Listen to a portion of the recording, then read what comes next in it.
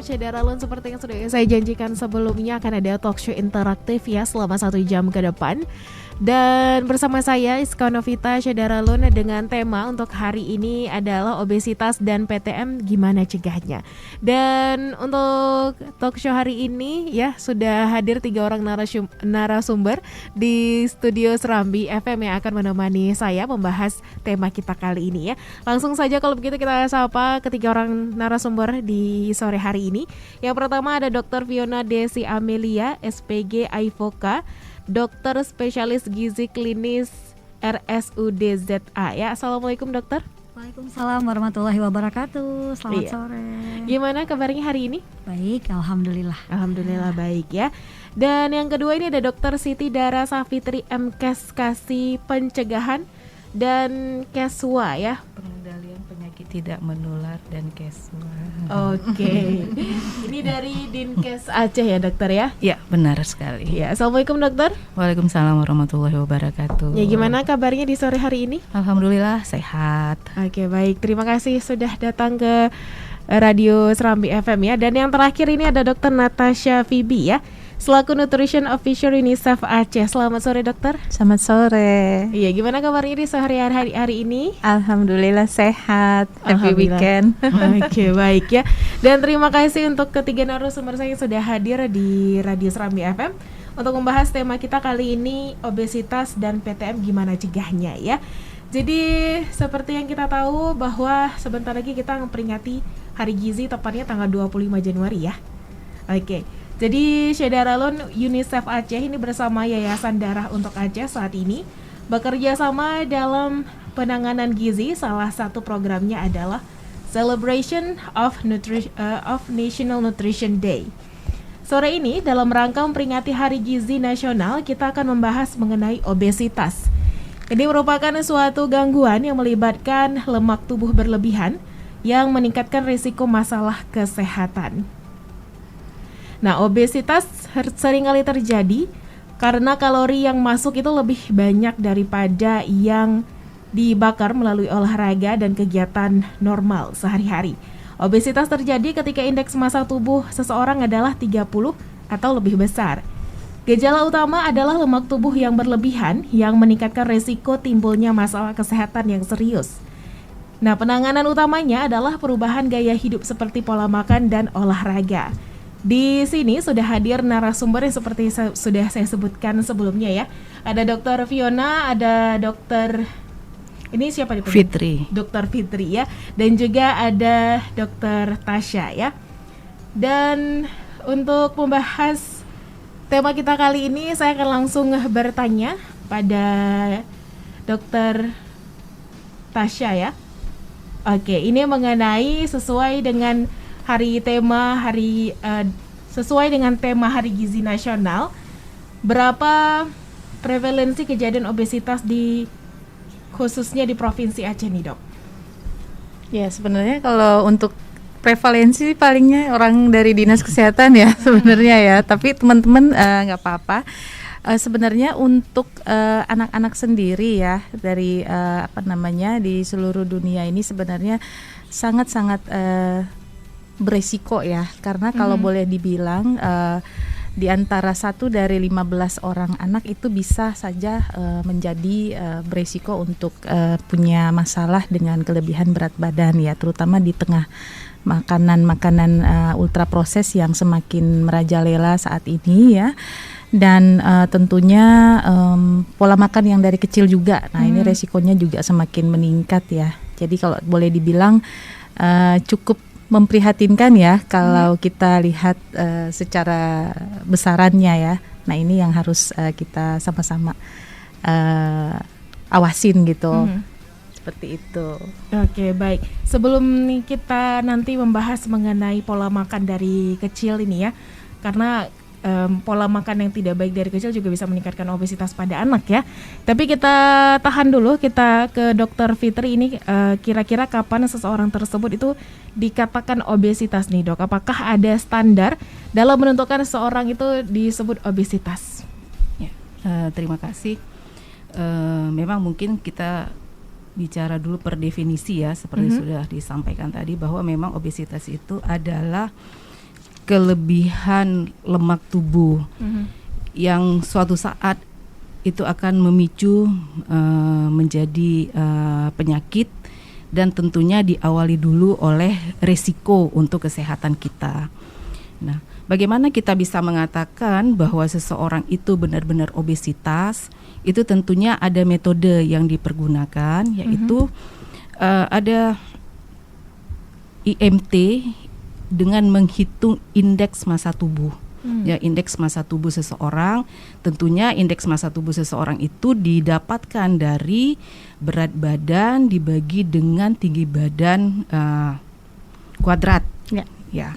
Nah, itu apabila pada saat pengukuran kita mendapatkan nilai di atas 27, itu sudah dikatakan dia adalah obesitas. Tetapi pada pengukuran 25 sampai 27 itu kita katakan dia overweight. Ya, jadi ada kategori, ada sangat kurus, normal, overweight, kemudian adanya obesitas. Nah, itu kalau kita melihat obesitas secara umum dengan menghitung UMT. Tetapi secara program di penyakit tidak menular, kita juga bisa menghitung obesitas itu secara sentral. Secara sentral itu artinya mengukur lingkar perut, karena lemak perut juga berada di visceral ya, di rongga perut, terutama rongga perut bagian depan. Nah, itu hanya melakukan pengukuran dengan mengukur lingkar perut, tidak lingkar pinggang. Ada sebagian orang tuh salah berpikir lingkar pinggang gitu. Ini lingkar perut. Nah, lingkar perut yang itu dibedakan antara menjadi dua. Lingkar perut pada laki-laki nilainya adalah 90 cm dan pada perempuan adalah 80 cm. Artinya apabila perempuan lingkar perut lebih atau di atas dari 80 cm, dia sudah dikatakan obesitas sentral. Dan pada laki-laki apabila dijumpai lingkar perut di atas 90 cm, itu dikatakan obesitas sentral. Jadi kita punya dua metode, mengukur IMT, indeks massa tubuh, dan mengukur lingkar perut yang akan menjadi nanti obesitas sentral. Seperti itu. Oke, baik, kita beralih ke Dokter Fiona. Sekarang ini mengenai penyebab dan faktor risiko terjadinya obesitas ini seperti apa, Dok? Oke, kalau berbicara masalah penyebab itu beda ya dengan faktor resiko. Penyebab adalah direct langsung kenapa terjadi obesitas. Nah, penyebabnya pasti adanya surplus kalori yang diakibatkan oleh berbagai macam faktor resiko. Apa sih faktor resikonya? Satu, yang pertama bisa karena usia. Ya, kenapa?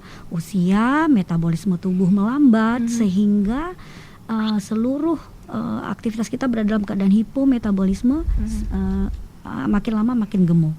Apalagi yang menyebabkan obesitas? Nutrisi, ya kan, makan terlalu banyak, ya kan, apalagi kemarin itu PSBB, yang terakhir namanya apa? PPKM, ya kan, dengan tingkat aktivitas yang rendah, mageran gitu ya. Nah, jadi dengan seperti itu yang aktivitasnya atau perilakunya buruk menjadi lebih buruk, sehingga makannya banyak, surplus kalori, makin gemuk lagi, atau yang dulunya normal makin gemuk. Nah, normal gemuk, yang udah gemuk makin gemuk. Kemudian apalagi bisa genetik. Nah, ada gen-gen tertentu nih yang menyebabkan metabolisme kita tuh lambat, atau kita ada namanya gen bakat gemuk. Ada. Nah, apalagi faktor resikonya obat-obatan, penggunaan antidepresan, penggunaan anti kejang, kemudian penggunaan berbagai macam misalnya kayak beta blocker ya kan untuk saluran nafas dan jantung, itu juga bisa mengakibatkan faktor resiko terjadinya obesitas. Nah, apalagi lingkungan yang mensupport ya kan adanya obesitas. Dia nggak obes nih sebenarnya, tapi teman-temannya gitu, itu faktor resiko juga. Nah, tetapi yang semuanya saya bilang tadi itu 70%-nya berasal dari lingkungan, 30% cuma yang dari genetik. Jadi kalau ada alasan yang bilang, memang saya ini bakatnya gemuk, cuma 30%. Bisa jadi iya, bisa jadi gara-gara faktor lingkungannya nih lebih besar yang mengakibatkan terjadinya atau resiko obesitasnya jadi lebih tinggi. Gitu. Ada berbagai macam faktor resiko yang ada dan harus dicari gitu. Oke, baik. Tadi sempat disebutkan ini faktor usia. Nah, kira-kira range usianya berapa ini? Semakin di atas 40 itu sudah mulai metabolisme kita itu mulai melambat. Makanya pernah dengar nggak sih orang bilang, aduh di atas 40 itu susah banget turunin berat badan, susah. Tapi bukan berarti nggak bisa. Tapi effortnya butuh lebih besar ya. Lagi. Gitu. Oke, baik. Nah, kalau misalnya faktor lingkungan sendiri, Ya seperti yang saya sebutkan tadi, selain genetik ya, ada faktor penggunaan obat, ada faktor aktivitas fisik yang rendah, ada faktor makan yang terus-menerus, pola makan yang tidak baik, ya kan, sehingga terus ada faktor lagi. Tadi usia juga termasuk di luar genetik ya. Banyak faktor-faktornya yang mengakibatkan terjadinya ini. Penyakit juga ada namanya hipotiroid, pernah dengar? Ya, ada penyakit tiroid tapi rendah hormon tiroidnya, sehingga metabolisme lebih lambat, akibatnya orangnya susah untuk turun beratnya. Ya. Tapi bukan tidak mungkin ya? Bukan tidak mungkin, bisa. Oke, baik. Kita beralih kembali ke Dr. Fitri. Ini apakah kira-kira obesitas dapat mempengaruhi kesehatan dan apa saja dampak yang ditimbulkan ini oleh kejadian obesitas? Yang pasti obesitas berdampak ya untuk kesehatan karena dia mempunyai faktor risiko faktor risiko. Nah, tadi juga sudah kata Dr. Fiona bahwa faktor risiko itu kan ada yang bisa dirubah, ada juga yang tidak bisa dirubah. Yang tidak bisa dirubah itu pasti genetik, usia, jenis kelamin, itu tidak akan pernah bisa kita rubah. Tetapi banyak faktor yang bisa kita rubah. Salah satunya juga mungkin perilaku, gaya hidup, ya. Itu sangat-sangat bisa dan sangat-sangat mudah gitu ya. Rasanya untuk kita bisa merubah. Ya sudah seperti yang sudah disampaikan juga tadi oleh Dr. Fiona bahwa lingkungan memang yang sangat mendukung untuk kita berubah menjadi obesitas. Ya, belum tentu terlahir dari orang tua yang punya genetik obesitas, kita juga harus menjadi obesitas gitu ya. Nah, apalagi seperti tadi kita bilang bisa menimbulkan penyakit karena saat sekarang ini kita perhatikan saja ya, masyarakat kita terutama di Aceh ini mungkin fasilitas dengan teknologi yang canggih, tinggal mencet saja gadget, makanan sudah tersedia, sudah tersaji, GoFood. Kemudian reunian juga sama teman-teman sukanya juga di tempat-tempat yang banyak kulinerannya. Betul. Kemudian artinya intake makanan itu lebih banyak daripada energi yang dikeluarkan. Betul. Belum lagi begitu pulang ke rumah sudah capek nih, tidur, istirahat, lebih banyak istirahat. Kemudian aktivitas fisik yang seharusnya 30 menit yang bisa setiap hari bisa kita kerjakan itu tidak bisa kita kerjakan. Kemudian 10.000 langkah yang setiap hari bisa kita kerjakan tidak bisa kita kerjakan. Karena ya kegiatan-kegiatan yang seperti tadi itu. Jadinya semua gara-gara faktor resiko obesitas dengan faktor risiko gaya hidup, perilaku dan lingkungan itu semua akan bisa menyebabkan timbulnya penyakit. Ya, mungkin salah satu penyakit yang paling banyak adalah penyakit kardiovaskular ya. Betul. Penyakit kardiovaskular, kemudian dengan penyakit metabolik seperti diabetes, mungkin seperti itu. Nah, tapi juga jangan remehkan dengan nyeri-nyeri sendi nih, lutut. Ya, kalau selama ini mungkin kita hanya berpikir, waduh, saya kok berdiri lama sekarang kok udah sakit lutut ya, atau jalan turun tangga, ya langsung sakit lutut. Nah, itu hal-hal remeh yang sebenarnya mungkin pengaruh dari ketidakawarean kita terhadap bobot tubuh kita atau berat badan kita, mungkin seperti itu. Oke, baik, kita beralih ke Dr. Tasya ya. Jadi obesitas ini tidak memandang usia ya, Dok? Betul. Ya. Oke, kalau dari anak kecil sendiri ini ya, kira-kira penyebab mereka itu bisa obesitas itu seperti apa? Apakah penanganannya pun berbeda dengan orang dewasa? Untuk anak-anak seperti apa, Dok? Iya. Jadi kalau tadi nyambung yang prevalensi tadi ya. Jadi sebenarnya kalau bicara kelompok usia anak ya di Riskesdas itu kan sekitar 8%-an lah ya, jatuhnya 8 dari 100 anak ya. Nah, tapi kalau dan itu sudah menurun sih di tahun 2019 kemarin hanya sekitar 5%-an. Nah, ada banyak sekali faktor yang berperan ya di dalam bagaimana seorang anak itu sampai menjadi obesitas. Yang pertama itu makanan yang kaya gula ya, dan mengandung gula tersembunyi ya. Ini mohon maaf nih, termasuk susu formula ya, yang susu formula banyak ya, dan terus terang banyak di antara susu formula ini juga ternyata mengandung gula yang berlebih. Bila dibandingkan dengan ASI ya, tentunya berbeda ya.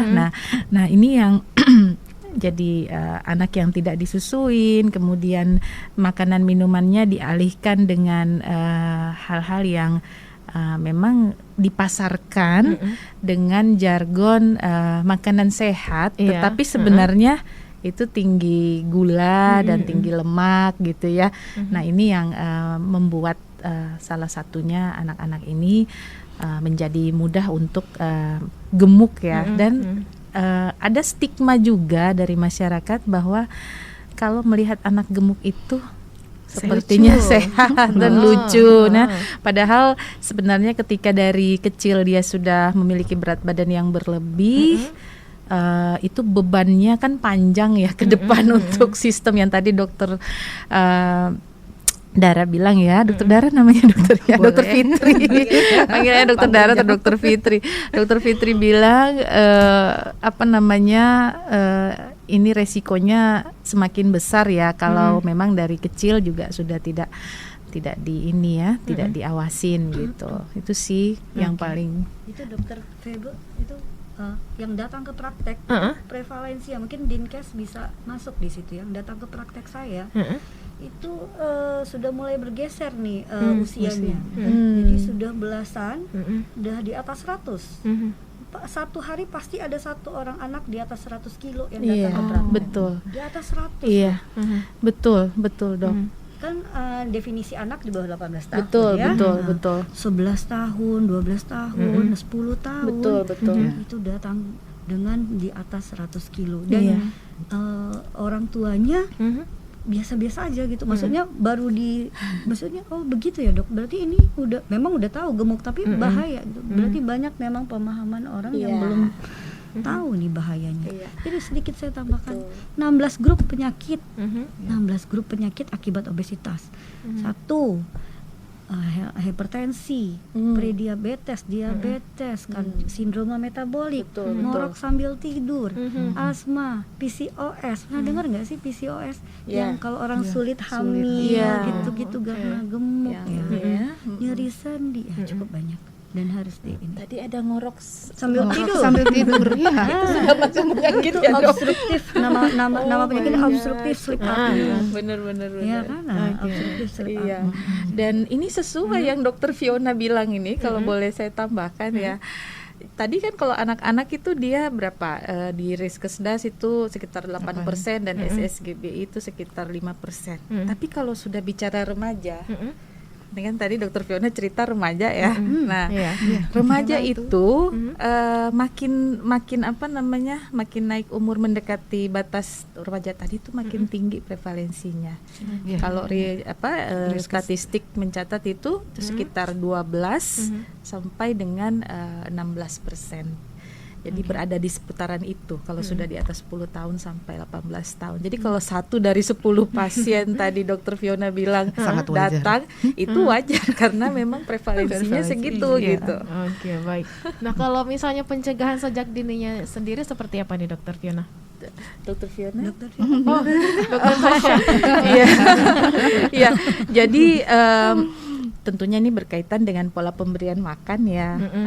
Jadi nomor 1 di dunia ini kan sebenarnya ada yang namanya standar emas pemberian makan. Jadi tadi dokter Fiona sudah bilang ini pasti ada surplus. Nah, surplus ini berkaitan dengan gaya ya kan pemberian makan. Nah, kalau seorang anak diberikan makanan oleh orang tua berdasarkan standar emas ini, itu seharusnya kan bisa dihindari. Nah, sejak awal standar emas ini kan dimulai dari inisiasi menyusu dini, kemudian yang kedua ASI eksklusif 6 bulan, artinya hanya ASI saja. Kemudian setelah itu 6 sampai 24 ini penambahan MPASI, dengan tetap melanjutkan menyusui kan. Dan yang keempat itu melanjutkan menyusui sampai 2 tahun. Nah, di bagian yang ketiga tadi di tahap MPASI ini yang masa krusial. Masa krusial ketika tahap MPASI ini disinilah mempengaruhi sikap anak terhadap makanan. Mulai dari zaman setelah 6 bulan itu sampai dia dewasa itu kita tentukan di 2 tahun pertamanya itu. Jadi kalau dia suka manis di situ sering dikasih manis, akan hobi manis terus sampai besar. Jadi nah ini kalau mau mencegah sebaiknya memang sesuai standar. Nah, standar ini kan dia berbicara ada porsi, ada jumlah, ada frekuensi, ada tekstur dan lain-lain. Nah, kalau kekurangan, anaknya jadi kurang gizi. Tapi kalau kelebihan ya bakal obesitas. Berisiko. Oke, berarti benar-benar sejak dini sekali ya untuk pencegahan itu sendiri ya. Oke, baik. Dan Syederalun, kami masih akan kembali tentunya untuk membahas lebih lanjut mengenai tema kita kali ini, yaitu obesitas dan PTM, gimana cegahnya ya. Dan untuk Anda bisa mendengarkan talk show ini di live streaming live.serambifm.com dan juga Serambi Facebook Serambi FM. Dan Anda juga bisa berinteraksi bersama kami melalui WhatsApp di 0811689020. Jangan kemana-mana karena kami masih akan kembali tetap di 90,2 Serambi FM, Laguna Pritana.